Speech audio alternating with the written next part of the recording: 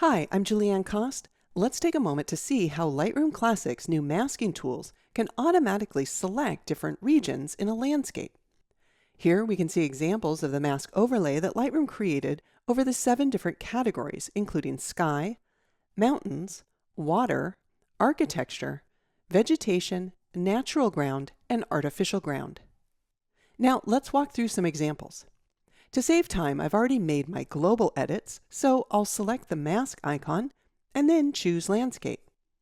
In the Landscape Mask options, Lightroom identified the mountain, vegetation, and water. We can choose to make individual masks from the regions, or we can create a combination of masks. Here, I'll create 3 separate masks. I'll start by choosing the water mask. Lightroom Classic automatically displays a red overlay representing the area that will be adjusted. I'll move the color temperature towards blue, and as soon as I start making the adjustment, the red overlay is hidden so that we can see the results in the image area. Then I'll move to the effects and increase the clarity. To see the overlay again, we can enable the option or tap the O key. If we need to make adjustments to the AI-generated mask, we can add another component to the mask. In this example, I want to remove the adjustment from this area in the dark sand.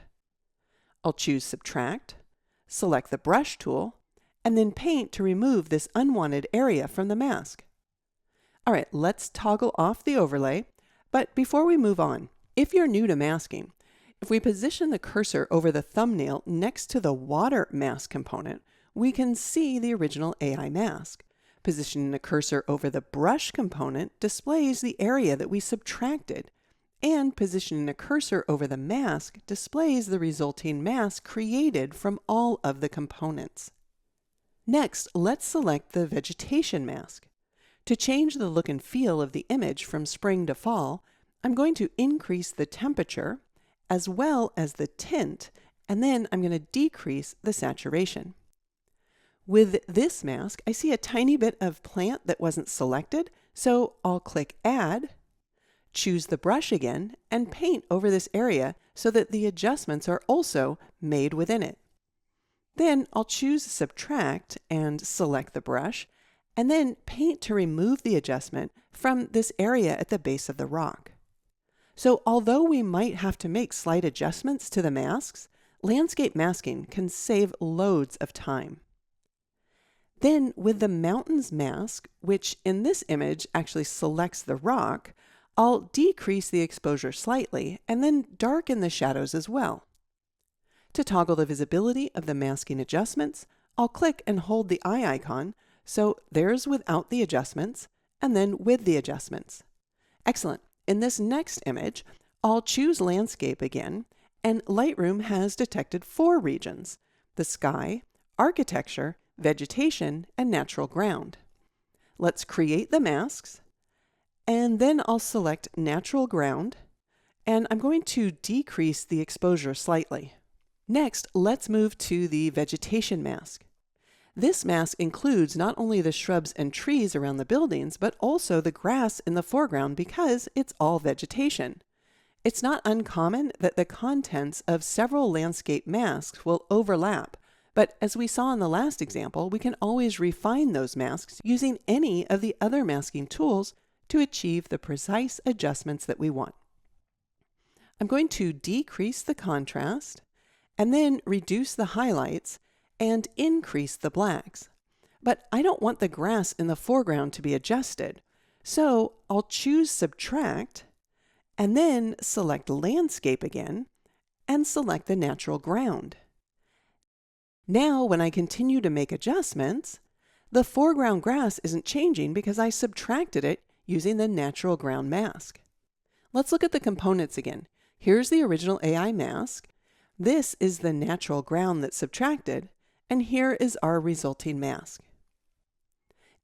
Here I can see a small area that wasn't darkened by that natural ground mask, so I'll select that mask, choose Add, and using the brush, I'll paint in the area to add it to the natural ground mask that darkens the grass. All right, let's move to the architecture mask. I want to decrease the highlights as well as the whites. Then under Effects, I'll increase the texture. All right, let's zoom out. And for the sky mask, in Effects, I'll increase the dehaze amount. And in the Detail panel, I'll increase noise reduction to counterbalance any grain in the sky that was amplified by denoise. Then in the Color panel, I'll desaturate the colors slightly. Now in order to create an off-center vignette, I'll add one more mask to this image. I'll click the plus icon and choose Radial Gradient, and then drag out the mask in the image area. By default, the inside of the ellipse will be adjusted, so I'll choose Invert so that I can apply the effect to the outside of the ellipse. Then I'll decrease the exposure, and then just drag the pen to reposition it so that it's over the building. Excellent. Let's take a quick look at before or without adjustments, and then with the adjustments. Before we wrap up, I made an adaptive preset that will apply all 7 of the Select Landscape masks to an image with a single click. You can download this preset from my blog by clicking in the link in the description below and downloading the Select Landscape zip file. Then in the Develop module, click the plus icon in the Presets panel and choose Import Presets. Select the zip file and choose Import. Then select your image and click on the preset to apply it. The preset will add a mask for each landscape category so that you can then make your adjustments. Now, if the image doesn't contain that category, for example, this image doesn't contain any architecture, the mask will display an exclamation point on the thumbnail. Use the Try Dot menu to delete the mask, or choose to delete all empty masks to delete all empty masks at once. Excellent. I'm Julieanne Cost. Thanks for watching.